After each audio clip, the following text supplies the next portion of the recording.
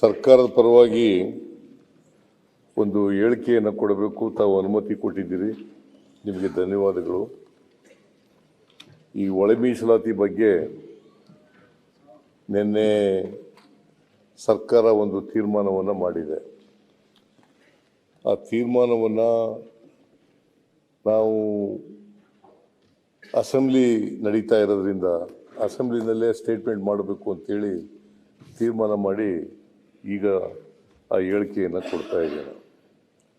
ಪರಿಶಿಷ್ಟ ಜಾತಿಗಳ ಒಳ ಮೀಸಲಾತಿ ಸರ್ಕಾರದ ತೀರ್ಮಾನ ಕುರಿತು ಹೇಳಿಕೆ. ಪರಿಶಿಷ್ಟ ಜಾತಿಗಳಿಗೆ ಒಳ ಮೀಸಲಾತಿ ಕಲ್ಪಿಸುವ ಕುರಿತಂತೆ ಗೌರವಾನ್ವಿತ ಸರ್ವೋಚ್ಚ ನ್ಯಾಯಾಲಯವು ದಿನಾಂಕ 1/8/2024 ಪಂಜಾಬ್ ರಾಜ್ಯ ಮತ್ತು ಇತರರು ವರ್ಸಸ್ ದೇವೇಂದ್ರ ಸಿಂಗ್ ಪ್ರಕರಣದಲ್ಲಿ the provision provides the state with the power to make any special provisions for the scheduled castes and the scheduled tribes. Thereby, it recognizes the wide power of the state to employ a range of means to secure substantial equality. This would include subclassification within the scheduled castes. ಎಂದು ತೀರ್ಪು ನೀಡಿದೆ. ಅಂದರೆ ಪರಿಶಿಷ್ಟ ಜಾತಿಗಳ ಉಪವರ್ಗೀಕರಣ ಮಾಡುವ ಅಧಿಕಾರ ರಾಜ್ಯ ಸರ್ಕಾರಗಳಿಗೆ ಸಂವಿಧಾನಿಕವಾಗಿ ದತ್ತವಾಗಿದೆ ಎಂದು ಸ್ಪಷ್ಟವಾಗಿ ಹೇಳಿದೆ. ಸಂವಿಧಾನದ ಅನುಚ್ಛೇದ 14, 15 ಮತ್ತು 16ರಲ್ಲಿ ತಿಳಿಯಪಡಿಸಿರುವ ಸಮಾನತೆಯ ತತ್ವಕ್ಕೆ ಯಾವುದೇ ಚ್ಯುತಿ ಬಾರದಂತೆ ಅದರ ಮೂಲ ಆಶಯವನ್ನು ಸದೃಢಗೊಳಿಸುವ ದೃಷ್ಟಿಯಿಂದ ಒಳ ಮೀಸಲಾತಿ ವ್ಯವಸ್ಥೆ ಕಲ್ಪಿಸಬಹುದು ಎಂದು ಅಭಿಪ್ರಾಯಪಟ್ಟಿದೆ. ಈ ಹಿನ್ನೆಲೆಯಲ್ಲಿ ನಮ್ಮ ಸರ್ಕಾರವು ದಿನಾಂಕ 12/11/2024 ಆದೇಶ ಸಂಖ್ಯೆ ಸೋ ಅದರ ಆದೇಶದ ಪ್ರಕಾರ ಗೌರವಾನ್ವಿತ ನ್ಯಾಯಮೂರ್ತಿ HN ನಾಗಮೋಹನ್ ದಾಸ್ ಅವರ ಏಕಸದಸ್ಯ ಆಯೋಗವನ್ನು ರಚಿಸಲಾಯಿತು. ಸದರಿ ಆಯೋಗವು ಸೂಕ್ತ ದತ್ತಾಂಶಗಳನ್ನು ಎಂಪಿರಿಕಲ್ ಡಾಟಾ ಸಂಗ್ರಹಿಸಿ ಒಳ ಮೀಸಲಾತಿ ನೀಡುವ ಕುರಿತು ಶಿಫಾರಸುಗಳನ್ನು ಮಾಡಲು ಕೋರಲಾಯಿತು. ಜಸ್ಟಿಸ್ HN ನಾಗಮೋಹನ್ ದಾಸ್ ಅವರ ಆಯೋಗವು ರಾಜ್ಯದ 101 ಪರಿಶಿಷ್ಟ ಜಾತಿಗಳನ್ನು ಸಮಗ್ರವಾಗಿ ಅಧ್ಯಯನ ಮಾಡಿ ದಿನಾಂಕ 1/8/2025 ವರದಿಯನ್ನು ಸಲ್ಲಿಸಿತು. ಆಯೋಗವು ಪರಿಶಿಷ್ಟ ಜಾತಿಗಳಿಗೆ ಸೇರಿದ 1,05,09,871 ಜನರ ದತ್ತಾಂಶಗಳನ್ನು ಸಂಗ್ರಹಿಸಿದೆ. 93% ಪರಿಶಿಷ್ಟ ಜಾತಿಗಳ ಜನಸಂಖ್ಯೆಯು ಈ ಸಮೀಕ್ಷೆಗೆ ಲಭ್ಯವಾಗಿದೆ. ಸಚಿವ ಸಂಪುಟವು ಈ ವರದಿಯನ್ನು ಕೂಲಂಕಷವಾಗಿ ಪರಿಶೀಲಿಸಿದೆ. ದಿನಾಂಕ 19/8/2025 ನಡೆದ ಸಚಿವ ಸಂಪುಟದಲ್ಲಿ ಜಸ್ಟಿಸ್ ನಾಗಮೋಹನ್ ದಾಸ್ ಅವರ ಶಿಫಾರಸುಗಳನ್ನು ಕೆಲವು ಮಾರ್ಪಾಡುಗಳೊಂದಿಗೆ ಅಂಗೀಕರಿಸಿದ್ದೇವೆ.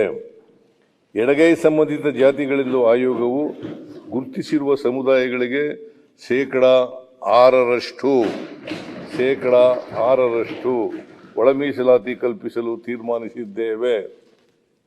ಜಸ್ಟಿಸ್ ನಾಗಮೋಹನ್ ದಾಸ್ ಆಯೋಗವು ಪರಯ, ಮೊಗೇರ ಮುಂತಾದ ಬಲಗೈ ಸಂಬಂಧಿತ ಜಾತಿಗಳನ್ನು ಎಡಗೈ ಸಂಬಂಧಿತ ಜಾತಿಗಳ ಜೊತೆ ಸೇರಿಸಲಾಗಿದೆ ಎಂಬುದನ್ನು ಗಮನಿಸಿದ ಸಚಿವ ಸಂಪುಟವು ಈ ಜಾತಿಗಳನ್ನು ಬಲಗೈ ಸಂಬಂಧಿತ ಜಾತಿಗಳ ಜೊತೆ ಸೇರಿಸಿ ಬಲಗೈ ಸಂಬಂಧಿತ ಜಾತಿಗಳ ಸಮೂಹಕ್ಕೆ 6% ಮೀಸಲಾತಿ ಕಲ್ಪಿಸಲು ತೀರ್ಮಾನಿಸಿದ್ದೇವೆ.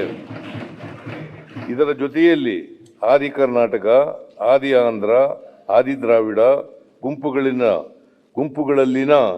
4,74,954 ಜನಸಂಖ್ಯೆಯನ್ನು ಎಡಗೈ ಸಂಬಂಧಿತ ಮತ್ತು ಬಲಗೈ ಸಂಬಂಧಿತ ಜಾತಿಗಳ ಜೊತೆ ಸಮಾನವಾಗಿ ಹಂಚಿಕೆ ಮಾಡಲು ತೀರ್ಮಾನಿಸಿದ್ದೇವೆ.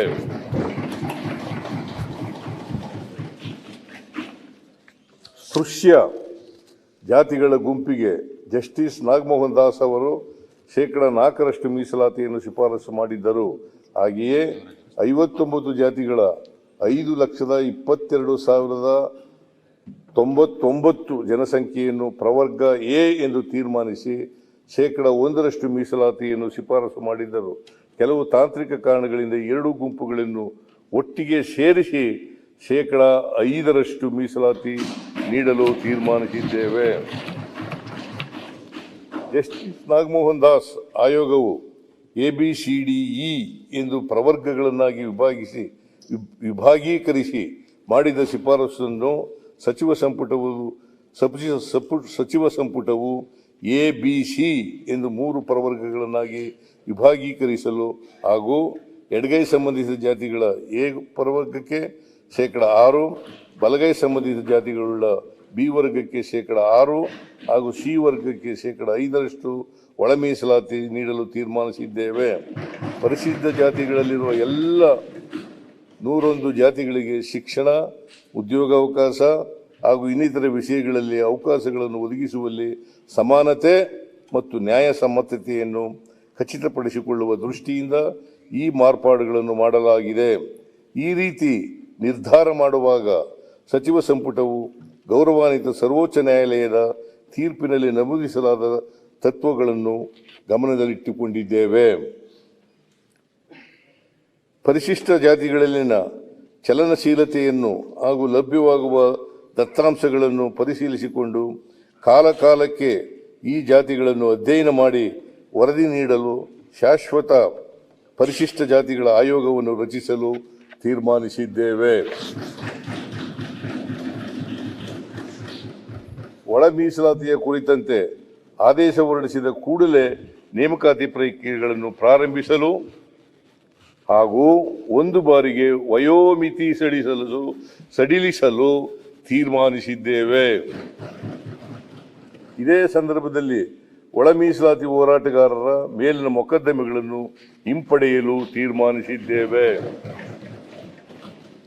ಸರ್ಕಾರವು ಈಗ ಕೈಗೊಂಡಿರುವ ತೀರ್ಮಾನದಲ್ಲಿ ಯಾವುದಾದರೂ ಮಾರ್ಪಾಡುಗಳ ಅಗತ್ಯತೆ ಕಂಡುಬಂದರೆ ಅವುಗಳನ್ನು ಮುಂದಿನ ರಾಷ್ಟ್ರೀಯ ಜನಗಣತಿಯಲ್ಲಿನ ಅಂಕಿಅಂಶಗಳನ್ನು ಆಧರಿಸಿ ಬದಲಾವಣೆಗೆ ಒಳಪಡಿಸುವ ಷರತ್ತಿಗೆ ಬದ್ಧವಾಗಿದೆ. ನ್ಯಾಯಮೂರ್ತಿ ನಾಗಮೋಹನ್ ದಾಸ್ ಅವರ ವರದಿಯನ್ನು ಮೇಲೆ ಪ್ರಸ್ತಾಪಿಸಿದ ಮಾರ್ಪಾಡುಗಳೊಂದಿಗೆ ಅಂಗೀಕರಿಸಿದೆ ಎಂಬ ಅಂಶಗಳನ್ನು ಸದನದ ಮುಂದೆ ಮಂಡಿಸಲು ಸರ್ಕಾರವು ಸಂತೋಷ ಪಡುತ್ತದೆ. ನಮ್ಮ ಈ ತೀರ್ಮಾನವು ಒಳ ಮೀಸಲಾತಿ ಕುರಿತ ದಶಕಗಳ ಹೋರಾಟಕ್ಕೆ ನ್ಯಾಯ ಕಲ್ಪಿಸುವಲ್ಲಿ ಯಶಸ್ವಿಯಾಗಿದೆ ಎಂದು ಭಾವಿಸಿದ್ದೇವೆ. ಅಭಿವೃದ್ಧಿಶೀಲ ರಾಜ್ಯವಾದ ಕರ್ನಾಟಕವು ಸಾಮಾಜಿಕ ನ್ಯಾಯದ ವಿಚಾರದಲ್ಲೂ ಮುಂಚೂಣಿಯಲ್ಲಿದೆ ಎಂಬುದನ್ನು ನಮ್ಮ ಸರ್ಕಾರವು ಸಾಬೀತು ಮಾಡಿದೆ.